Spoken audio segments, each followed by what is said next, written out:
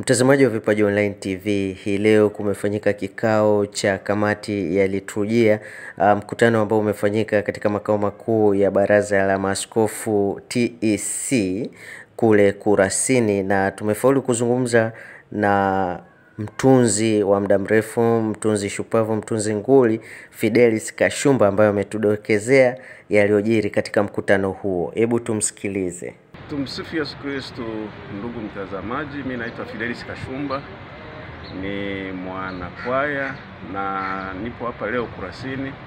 Tumekuwa hapa kwa kikao cha siku mbili, ambapo tulikuwa kwanza na kazi muhimu sana ya kufanya uhakiki wa misa takatifu zilizowahi kutungwa. Baadhi tumeanza na chache ili ziendane na misale ya Kirumi. Kuna mabadiliko ya maneno ambayo tulikuwa tunahakikisha na hizo misa ambazo zimeshaimbwa sana hapa nchini ziweze kurekebishwa ziendane na misale ya Kirumi mitarafu maneno mapya yaliyobadilishwa. Hiyo kazi tumeifanya kamati ambayo inaitwa kamati ya uhakiki wa muziki mtakatifu, ambayo mimi ni mwenyekiti wake. Kamati hiyo inafanya kazi chini ya kamati ya muziki mtakatifu ya Baraza la Maaskofu, ambayo mwenyekiti wake ni Mhashamu Baba Askofu Libena, ambaye baada ya kazi ya kamati tulikabidhi kazi hiyo hapo jana, na leo tulikuwa na kikao cha kamati hiyo ya muziki mtakatifu ya taifa. Kuna masuala mengi yameweza kujadiliwa, mada zimewasilishwa, lakini muhimu ambayo yamenigusa binafsi ilikuwa ni swala zima la utaratibu wa misa, ambapo tumepata mafunzo ya kuhusiana na nyimbo mbalimbali tunazotumia kwenye misa, kwa maana kuna nyimbo za taratibu za kawaida ordinarium na nyimbo zingine za proprium ambazo wametueleza kwa ufupi lakini kwa uelewa kabisa kwamba hizo ndio msingi wa nyimbo za kiliturujia ndani ya kanisa. Na maeneo ya msisitizo waliotuambia sisi kama walimu wa kwaya, watunzi, ni utaratibu wa kuandaa nyimbo au utunzi wa nyimbo, kwamba moja ambalo linapaswa tuzingatie ni maelekezo ya Mtaguso Mkuu wa Pili, ambalo tunaelekezwa kwamba tutumie maandiko matakatifu wakati tunaamua kutunga nyimbo. Sio tuamke tu mtu una maneno yako kichwani unayofikiri mwenyewe unaanza kutunga nyimbo kwa ajili ya ibada kanisani. Kwa kweli tumeelekezwa kanisa kwamba kuna maelekezo mahususi tutumie maandiko matakatifu. Kwa mfano Biblia, kuna misale zilizopo ambazo zinapaswa zituongoze, kuna vitabu mbalimbali vilivyoandikwa na kanisa ndani ya kanisa Katoliki, kuna mafundisho mbalimbali ya watakatifu. Kwa hiyo tuzingatie hayo ili tuweze kuwakaribisha watu katika kusikiliza nyimbo za kanisa Katoliki, kuona kwamba zinawafikisha kwa Mungu kwa lengo moja kubwa la liturujia na kuimba ndani ya kanisa Katoliki, ambalo ni kumtukuza Mwenyezi Mungu na mwanadamu kutakatifuzo. Kwa hiyo ni moja hilo tumeweza kupata fursa ya kuelimishwa, na kwamba tutoe wito kwa wanakwaya wote, watunzi, walimu wa kwaya, wanapofundisha kwaya, wanapochagua nyimbo wazingatie hilo, kwamba tuzidi kubaki ndani ya uimbaji Katoliki kwa mujibu wa maelekezo ya mama kanisa. Na eneo lingine ambalo limejitokeza, kuna swala la kwamba kutokana na changamoto zilizojitokeza kipindi cha ugonjwa wa corona, mikutano ilikuwa haiwezi kufanyika. Alafu shughuli nyingi za mambo ya muziki mtakatifu zinahitaji mawasiliano ambayo wanakwaya wanatarajiwa na viongozi wakutane. Kwa hiyo likaletwa wazo ambalo tumefundishwa namna ya kutumia mtandao, kwa maana ya kutumia video conferencing badala ya kuhitaji kukutana physically au ana kwa ana. Tumefundishwa na mtaalamu amekuja ametupa somo zuri sana, tukapitishwa na kufanya mazoezi ambavyo ili mambo yaweze kwenda haraka. Mikutano mingine hatutahitaji kuwa tunakutana, na itapunguza gharama na muda wale washiriki, kama tunahitaji labda kushauriana juu ya masuala ya muziki mtakatifu. Kwa hiyo tumepewa utaalamu ambao tunawajibika kuupeleka kwa wenzetu, kwamba masuala mengine hata ndani ya kwaya hatuhitaji kuwa na vikao vya kukaa. Tunatumia simu zetu janja, tunawasiliana saa ngapi tukutane, tunaongea mambo yote yanayohusika, tunamaliza. Itarahisisha na kuongeza kasi ya maendeleo ya muziki mtakatifu Tanzania. Lakini vile vile imeonekana kwamba kwa kweli kwa historia ya Tanzania tulikofikia kutumia mtandao hata masuala ya muziki mtakatifu ni maendeleo makubwa sana ukilinganisha na miaka kama sisi tulioanza kuimba miaka zaidi ya 50 iliyopita, ambapo hata kwaya zilikuwa bado hazipo hapa nchini. Sasa hivi tunaongelea kwaya zilivyosambaa Tanzania nzima mpaka Ubigangoni, idadi kubwa ya watu misa zinaimbwa kwa hali ambayo ni mabadiliko makubwa. Sasa hivi tunaongelea sasa kuanza kutumia hata mitandao katika uinjilishaji kama hivyo, kukutana kupanga mikakati yetu, kujadiliana maboresho mbalimbali ndani ya kwaya zetu. Kwa kweli ni moja ambalo nalo litatusaidia na litasukuma mbele ya safari. Maelekezo ya chanzo au wapi yapatikane maneno ya kutunga nyimbo ndani ya Kanisa Katoliki hayaishi kwamba tutumie Biblia pekee yake. Maandiko matakatifu Katoliki ni zaidi ya Biblia. Kuna misale ya altare kwa mfano, misale ya waamini, kuna vitabu mbalimbali ambavyo watakatifu wameandika, vitabu ambavyo wasomi waliopitishwa na kanisa likasitoa imprimatur vitabu vyao vina baadhi ya maneno yanayoweza tukayatumia hayo kupata maamuzi ya mwelekeo wa kupata maneno ya utunzi. Lakini cha msingi ni kwamba chochote unachotaka kutunga kama muziki mtakatifu ndani ya Kanisa Katoliki kianzie kwenye maandiko yanayotambuliwa na kupitishwa na Kanisa Katoliki. Mojawapo ni Biblia uliyoisoma.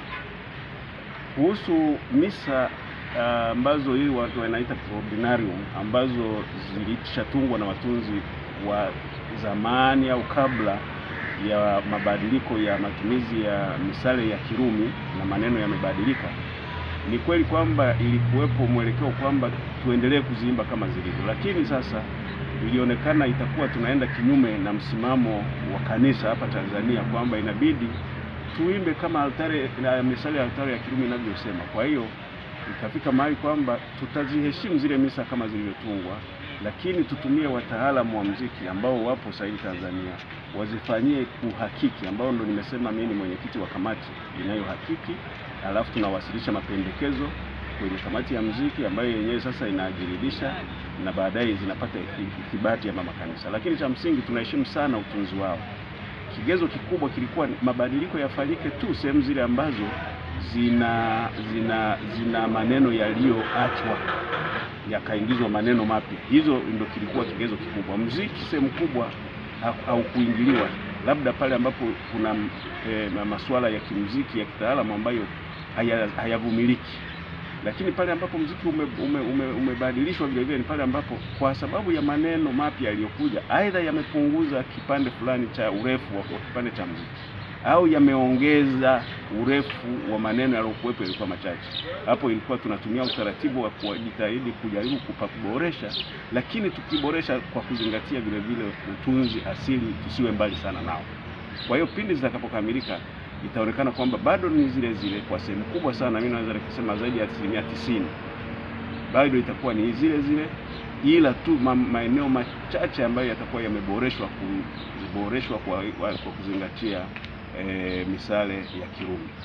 Kuhusu utunzi wa kisasa, mimi naweza nikasema inategemea unaongea kisasa ya kuanzia mwaka gani labda. Lakini mimi binafsi niseme kwamba kwa upande wa watunzi wa nyimbo, mara nyingi mtunzi ni mtu ambaye anatunga kutokana na yale aliyojifunza, mazingira aliyoishi, alikuwa anaona watu wanaimba vipi, wanafanyaje. Sasa kile kitu wengi tulikipata toka tungali wadogo. Wazazi wetu wanaimba, kama mimi binafsi mama yangu alikuwa mwimbaji, jioni anatuimbia nyimbo za Kanisa Katoliki. Kwa hiyo unasikiliza kinachoimbwa kinakuingia katika akili yako. Kwa hiyo katika kukua unapata dhana ya kanisani wanaimbaji. Lakini zaidi ya hiyo kuna nimesema maelekezo ya Mtaguso Mkuu wa Pili unaoelekeza utunzi wa kisasa uzingatieje. Moja ya eneo ambalo linaelekezwa mahususi ni kuzingatia kwamba Kanisa Katoliki bado linaheshimu na lina maelekezo kutumia muziki wa Kigregoriani. Sasa ukienda ukaangalia ukasikia muziki wa Gregoriani, sura yake ina aina ya muziki ambao ni wa uchaji, wa kuomba, na hata kama ni kutukuza kuna utaratibu, sio nyimbo ambazo inakuwa wakati mwingine burudani. ambao wakati mwingine baadhi ya utunzi sasa hivi unakuta zinatungwa nyimbo ambazo ni za mwelekeo wa burudani, kuhamasisha watu wacheze, kitu ambacho napo inakuwa changamoto kwa maana ya utaratibu wa kusali ndani ya kanisa Katoliki.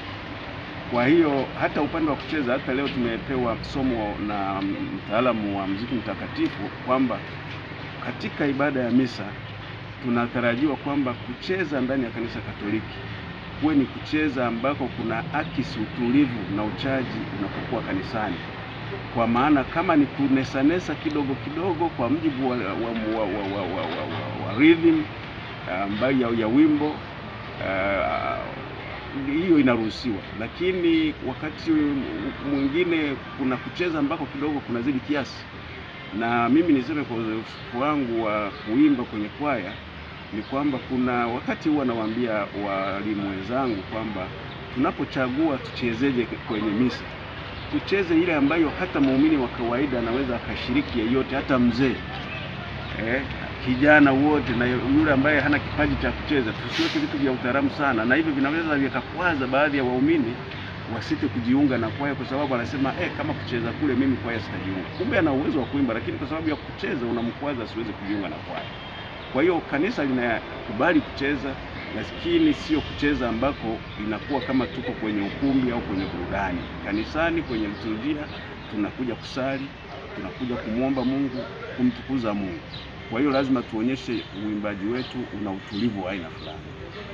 Na eneo moja ambalo tumeelekezwa vile vile kwenye hapo kucheza ni kwamba uwezi ukacheza umekaa kwa kweli mara yake kimsingi.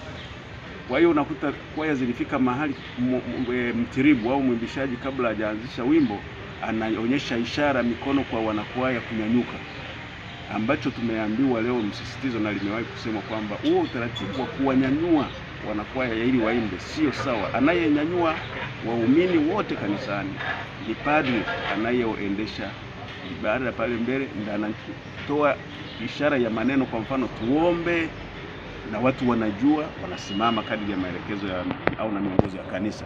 Lakini kitendo cha kwaya kufanya vitu tofauti na waumini kidogo, hapo inakuwa nje ya wajibu wa mwanakwaya au wa kwaya, ambao wao wanapashwa waongoze waumini wafanyeje, waendeje, lakini kwa maana ya kuimba, lakini sio kwa maana ya kuonekana ni kikundi tofauti na waumini. Utamadunisho kwa maana ya kwamba unaposhukuru kwenye mila na desturi za Kiafrika, kwa kweli kuna namna ya kushukuru. Sasa hapo ndio changamoto ambayo na leo tumeshauriana kwamba inabidi tuendelee kufanya utafiti zaidi kuhusiana na utamadunisho. Kuna makabila ambayo ukitaka huwa unamshukuru kama mzazi, unapiga magoti au unainama, lakini kukaa unashukuru umekaa, napo ni changamoto kidogo.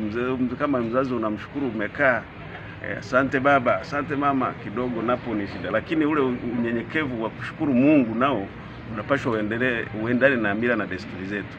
Na hiyo inaenda mpaka kucheza, kwamba huwezi ukamshukuru mtu au kiongozi wako au mzazi wako ukimcheza chezea. Hapana, unafunga mikono kwa nidhamu kidogo na unashukuru. Kwa hiyo hata kucheza, hata wakati wa kushukuru, kama wakisimama wacheze sawa, lakini kwa kunesanesa, neno zuri, kwa kunesanesa kuendana na mkongosio au rhythm ya muziki kidogo kidogo.